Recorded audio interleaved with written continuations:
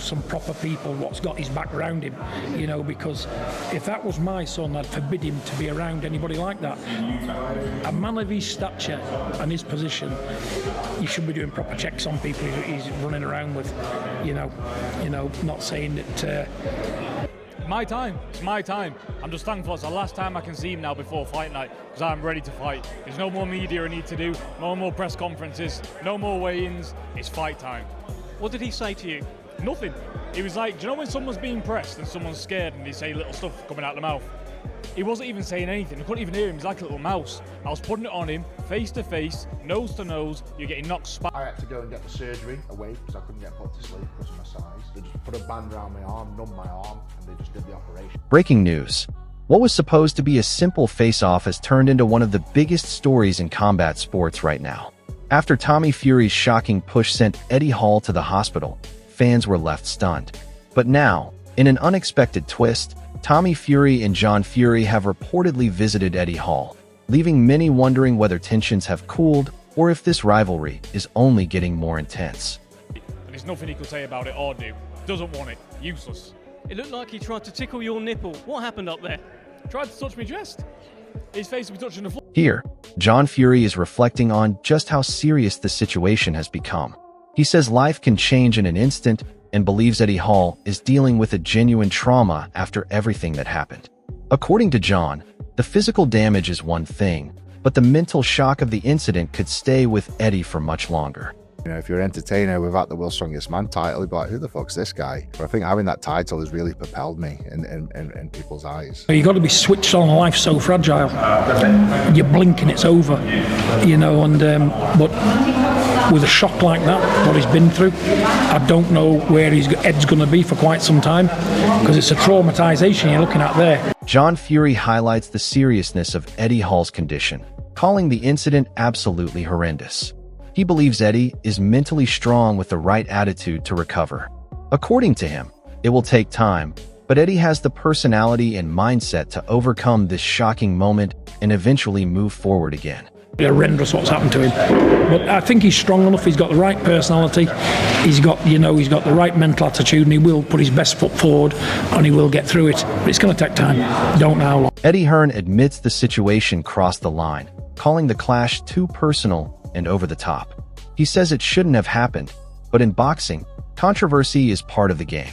According to him, moments like these only increase hype, attention, and global interest around the fight, whether positive or negative. Yeah, I mean, listen, it's boxing, it's family. John's John. Both goading each other, both very personal, both means a lot to everybody. Shouldn't have done it. Tommy Fury completely switches tone here, making it clear he's not treating this as entertainment anymore. He says he's done with jokes and is stepping in with real bad intentions. According to Tommy, Eddie Hall is going to feel serious punishment, showing how personal and aggressive this build-up has become. You know, that's the cape of him, you know, laughing and joking. I'm not laughing and joking. I'm here to do him some serious harm. Tyson Fury admits his father somehow keeps pulling massive attention in boxing despite being 60+ years old. He praises the hype, but criticizes those trying to use John Fury's name for publicity. Tyson makes it clear he won't allow dangerous matchups, saying Carl Froch would be too much for his father. It shows concern mixed with frustration around the growing drama. Both of them. They need to fucking have a better sense and show some professionalism in this. Eddie Hall questions the face-off and weigh-in setup, calling Tommy Fury unpredictable and overly aggressive. He believes Tommy hasn't truly faced real danger inside the ring yet. According to Eddie, when someone finally stands up to him, his control breaks down and he struggles to handle pressure, which adds even more fuel to their rivalry going forward. I don't know if this weigh-in in the face-off is a good idea. He's obviously just a wild man. And this is the problem. He's had these 3 fights. He thinks he's had 3 fights. He thinks he's had the adrenaline dump. He's not been in the ring with someone that's actually going to take his head off yet. He's a little boy. He can't control himself. He's a little baby. As soon as someone stands up to him, he shits himself. Evident. Tommy Fury explains that the real tension started between Eddie Hall and John Fury, saying he is only involved because of family loyalty. He makes it clear Tyson Fury is on another level and not part of this situation. Tommy believes Eddie targeted the Fury name and eventually got what he asked for, setting the tone for a deeply personal rivalry within the family dynamic. I mean, at the end of the day, the real beef is between Eddie and my dad. You know, that's genuinely what has happened here.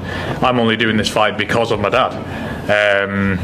So the real beef is between Eddie and my dad, and I'm obviously just stepping up to the plate. Tyson's on a different stratosphere. Basically, Eddie was having a pop between all the Furies. You know, he wanted to fight with a Fury, and he's got one. Eddie Hall vents his frustration, saying he is tired of constant talk and provocation from the Fury's side.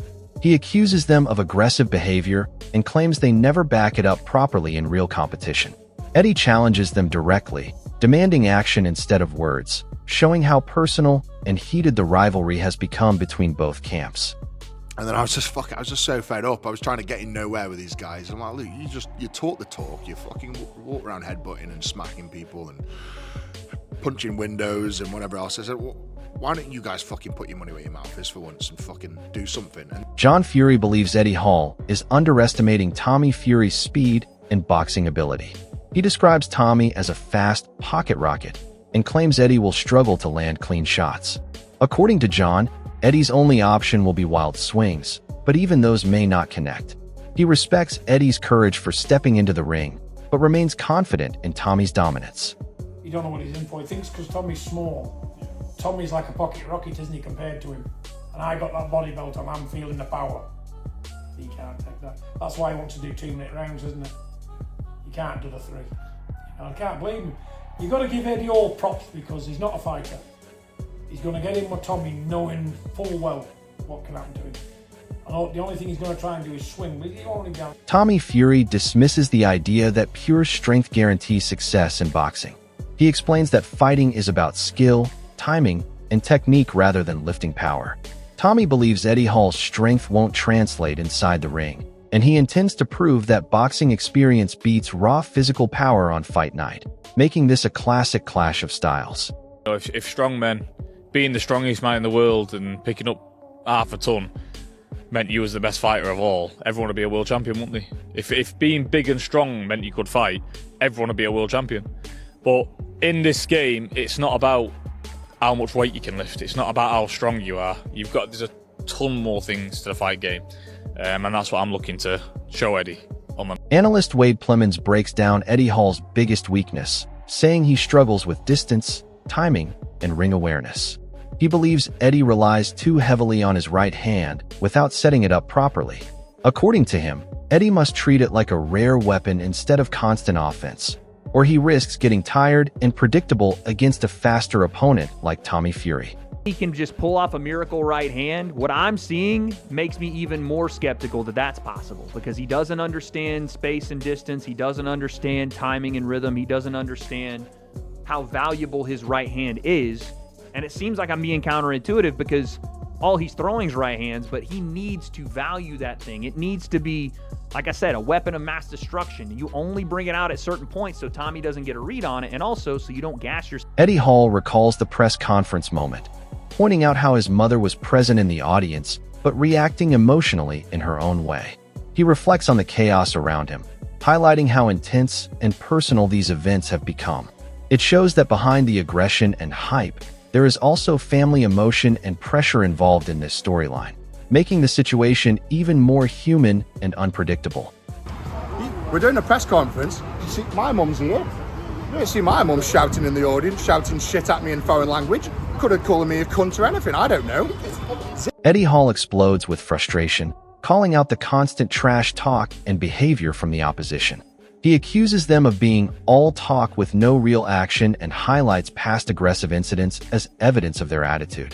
For Eddie, this is no longer just promotion but personal irritation, and it shows how emotionally charged this rivalry has become on both sides. He's just a fucking idiot. Plain and simple. I mean, geez. I mean, look, we've all seen the tantrums he's had.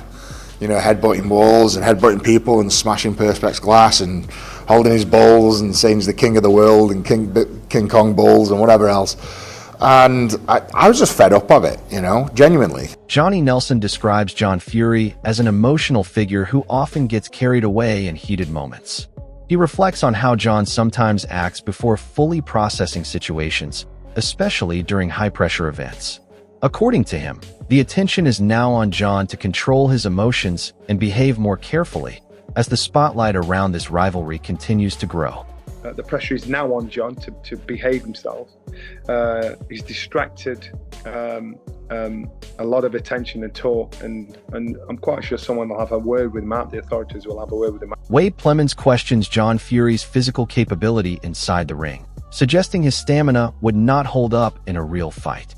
He believes John's confidence is far higher than his actual conditioning. In his view, even a short fight would push John to exhaustion quickly, raising doubts about how competitive he could truly be against experienced fighters. Dude, I love that John is just so confident in himself. He would gas inside of 2 rounds. 2 rounds, but if he even made it 2 rounds with Carl Froch, he would gas probably in the first round. He's 60 years old. I'm not saying he couldn't hobble about for 4 rounds or something, but he would be gassed inside of 2. Because the way that John runs... Simon Jordan delivers a blunt criticism of John Fury's behavior, calling it thuggish and inappropriate. He argues that while it may not be a good look, it is also not surprising given John's past and personality. According to him, boxing has always had rough characters, and people should not expect everyone in the sport to act polished or refined, especially in heated rivalries like this one. No, not really. It's thuggish behaviour. John Fury's, is boorish, thuggish, unedifying, unpalatable, uncouth, vulgar behaviour. Absolutely. But what do you expect from John Fury? John Fury's been in prison for gouging someone's eyes out. What did you expect him to do? Convert into a Samaritan? Is it a nice look? No. Was it a nice look over the years in boxing about so many things? This ridiculous sentimentalising of society and expecting everyone to behave in their best version of themselves. This rivalry has now gone far beyond a normal boxing storyline and has turned into a full-scale emotional war between Eddie Hall, Tommy Fury, and the entire Fury family. What makes it even more unpredictable is how quickly the situation has shifted from a violent face-off to hospital visits and emotional statements from both sides. If Eddie Hall manages to shock the world and win this fight, it would completely change how crossover boxing is viewed, and it would silence every critic who doubts his ability to survive inside the ring. On the other hand, if Tommy Fury dominates as expected, it will reinforce his reputation as the skilled boxer who proved that experience and timing always beat raw strength and aggression. Mentally, both fighters are under massive pressure because Eddie is fighting to prove he belongs while Tommy is fighting to protect his name and family pride. The question now is not just about skill, but about who can handle the moment when everything is on the line.